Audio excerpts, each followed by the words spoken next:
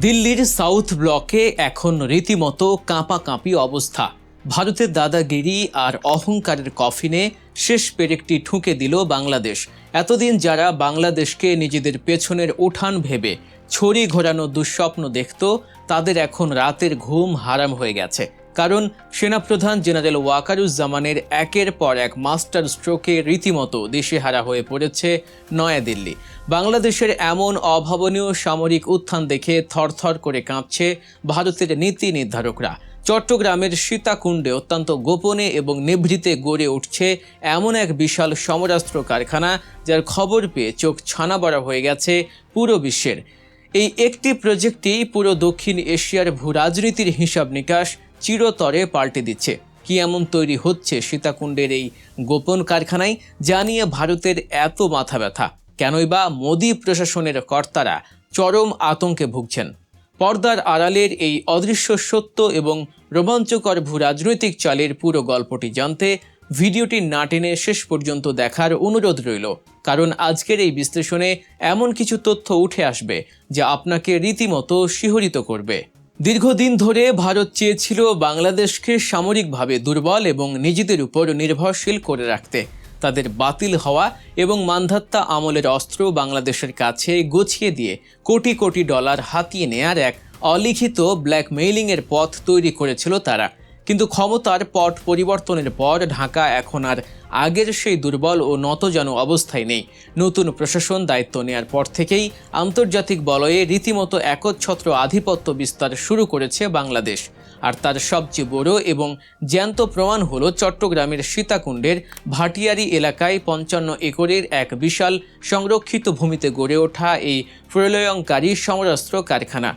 2024 সালের অক্টোবর মাসে সেনা সদর থেকে অত্যন্ত গোপনীয়তার সাথে চট্টগ্রামের এই নির্দিষ্ট এলাকার জন্য চূড়ান্ত প্রস্তাব পাঠানো হয়। এরপর সমস্ত দাপ্তরিক আনুষ্ঠানিকতা শেষে একনেকের বৈঠকে এই মেগা প্রজেক্টের চূড়ান্ত শিলমোহর পড়ে। দীর্ঘদিনের পড়ে থাকা জলিল টেক্সটাইল মিলসের 54.99 একর জমি পাকাপাকিভাবে তুলে দেয়া হয় বাংলাদেশ সেনাবাহিনীর হাতে। আর ঠিক এখানেই জন্ম নিচ্ছে দেশের ইতিহাসের সবচেয়ে আধুনিক এবং এক সামরিক কারখানা।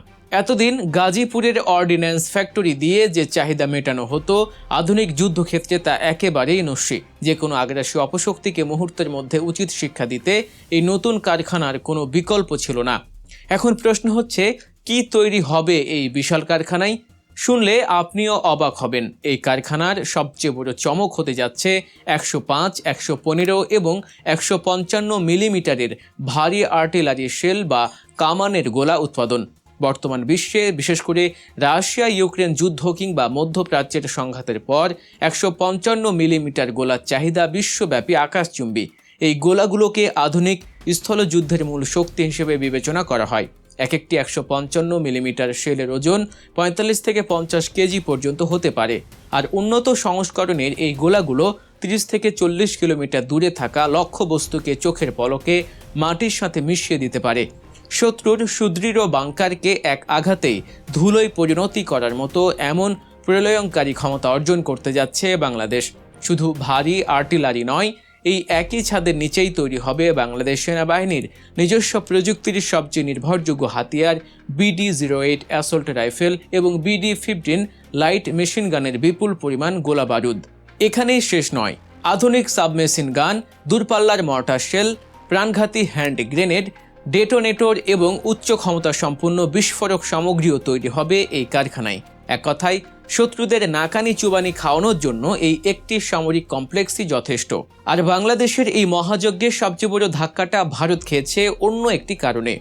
সমরাস্ত্রের মান যেন যে কোনো বৈশ্বিক পরাশক্তির সাথে পাল্লা দিতে পারে, সেজন্য বাংলাদেশ এই মেগা প্রজেক্টে সরাসরি যুক্ত করেছে আন্তর্জাতিক সামরিক পরাশক্তি তুরস্ককে। তুর্কি প্রতিরক্ষা প্রযুক্তি প্রতিষ্ঠান রেপকন এর সরাসরি তত্ত্বাবধান এবং কারিগরি সহায়তায় বাংলাদেশ এই ভারী সমরাস্ত্র তৈরির প্রযুক্তিগত স্বয়ংসম্পূর্ণতা অর্জন করতে যাচ্ছে। অস্ত্র তৈরির জগতে রেপকন এমন এক নাম যারা রীতিমতো বিপ্লব ঘটিয়ে দিয়েছে। সীতাকুণ্ডের এই কারখানায় তুরস্কের এই অত্যাধুনিক প্রযুক্তির ছোঁয়া বাংলাদেশ সেনাবাহিনীর আক্রমণাত্মক সক্ষমতাকে এমন এক অকল্পনীয় উচ্চতায় নিয়ে যাবে যা দেখে দিল্লির কর্তারা রীতিমতো হিমশিম খাচ্ছেন। নিজেদের একেবারে নাকের ডগায় বাংলাদেশ এত আধুনিক প্রযুক্তির ভারী অস্ত্র তৈরি করছে, এই খবরটি ভারতের নীতি নির্ধারকদের চোখ ছানাবড়া করে দিয়েছে। কৌশলগত এবং ভৌগোলিক দিক থেকেও সীতাকুণ্ডের এই কারখানাটির অবস্থান একটি মাস্টার স্ট্রোক। এটি সরাসরি চট্টগ্রাম সমুদ্র বন্দরের একদম কাছাকাছি এবং ঢাকা চট্টগ্রাম মহাসড়কের সাথে পুরোপুরি সংযুক্ত।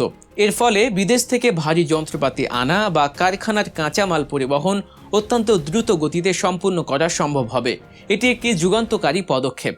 যে কোনো আপৎকালীন সময়ে বা সরাসরি যুদ্ধ পরিস্থিতিতে এই শিল্পাঞ্চলটি দেশের পূর্বাঞ্চলীয় সামরিক নেটওয়ার্কের প্রধান প্রাণকেন্দ্র হিসেবে কাজ করবে। এখান থেকে দেশের যে কোনো প্রান্তের সেনা ঘাঁটিতে অতি দ্রুততম সময়ের মধ্যে অস্ত্র ও গোলা বারুদের নির্বিচ্ছিন্ন সরবরাহ নিশ্চিত করা হবে। এই নিখুঁত সাপ্লাই চেন শত্রুপক্ষের যে কোনো ধরনের অবরোধ বা আক্রমণাত্মক ছককে প্রাথমিক ধাপেই ব্যর্থ করে দেওয়ার জন্য যথেষ্ট। সামরিক সক্ষমতা অর্জনের পাশাপাশি এটি দেশের অর্থনীতির জন্যও এক বিশাল আশীর্বাদ। যুগের পর যুগ বিদেশ থেকে, বিশেষ করে প্রতিবেশী দেশ থেকে সমরাস্ত্র কিনতে গিয়ে হাজার হাজার কোটি টাকার বৈদেশিক মুদ্রা দেশের বাইরে চলে যেত। ভারত সবসময় চাইতো বাংলাদেশ যেন তাদের বাতিল প্রযুক্তি কিনে একটি নির্ভরশীল রাষ্ট্র হিসেবেই টিকে থাকে। কিন্তু সীতাকুণ্ডের এই কারখানা পূর্ণাঙ্গভাবে চালু হলে সেই বিশাল অঙ্কের বৈদেশিক মুদ্রা সম্পূর্ণভাবে দেশের কোষাগারেই সংরক্ষিত থাকবে। দেশের মেধাবী প্রকৌশলী, প্রযুক্তিবিদ এবং দক্ষ জনশক্তির জন্য এখানে তৈরি হবে এক বিশাল কর্মসংস্থানের বাজার। সবচেয়ে চমকপ্রদ ব্যাপার হলো তুরস্ক, দক্ষিণ কোরিয়া বা পাকিস্তানের মতো দেশগুলো কয়েক দশকে নিজেদের প্রতিরক্ষা শিল্পকে এমনভাবে সাজিয়েছে যে তারা এখন অস্ত্র রফতানি করে বিলিয়ন বিলিয়ন ডলার আয় করছে। বাংলাদেশও ঠিক সেই পথেই হাঁটছে। সীতাকুণ্ডের এই কারখানা শুধু নিজেদের চাহিদাই মেটাবে না, বরং আগামী দিনে বৈশ্বিক সমরাস্ত্র বাজারে মেড ইন বাংলাদেশ অস্ত্র রফতানি করে বিপুল পরিমাণ অর্থ আয়ের পথ সুগম করছে। বিশ্বমঞ্চে এখন আর কেউ বাংলাদেশকে অবজ্ঞা করতে পারবে না। আগে যারা কথায় কথায় বাংলাদেশকে চোখ রাঙাতো, বাংলাদেশের এই অভাবনীয় উত্থান দেখে তারা এখন লেজ গুটিয়ে বসে থাকতেই বাধ্য। আন্তর্জাতিক বলয়ে বর্তমান সরকারের দাপুটে অবস্থান এবং সীতাকুণ্ডে সেনাবাহিনীর এই ভয়ঙ্কর সুন্দর প্রস্তুতি সব মিলিয়ে প্রতিবেশী দেশের যে কোনো অপতৎপরতার চিরস্থায়ী কবর রচিত হয়েছে।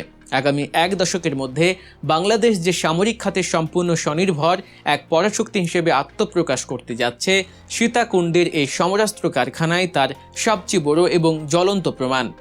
নিজেদের সীমানা সুরক্ষিত রেখে বিশ্বমঞ্চে মাথা উঁচু করে দাঁড়ানোর যে শপথ বাংলাদেশ নিয়েছে তা রুখবার ক্ষমতা এখন আর কারো নেই।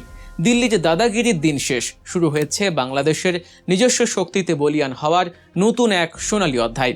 সামরিক এই মাস্টার স্ট্রোকের মধ্য দিয়ে বাংলাদেশ বিশ্বকে জানিয়ে দিল, নির্ভরতার শৃঙ্খল ভেঙে আমরা এখন নিজেদের অস্ত্র নিজেরাই তৈরি করতে প্রস্তুত। দর্শক, বাংলাদেশের এই যুগান্তকারী সামরিক উত্থান এবং ভূ রাজনৈতিক এই মাস্টার স্ট্রোক নিয়ে আপনার মূল্যবান মতামতটি অবশ্যই কমেন্ট বক্সে জানাবেন। বিশ্বের রাজনীতি ও সামরিক খাতের এমন সব চমকপ্রদ, অজানা ও বিশ্লেষণধর্মী খবর পেতে গল্প নিউজ চ্যানেলটি সাবস্ক্রাইব করে বেল আইকনটি বাজিয়ে রাখুন।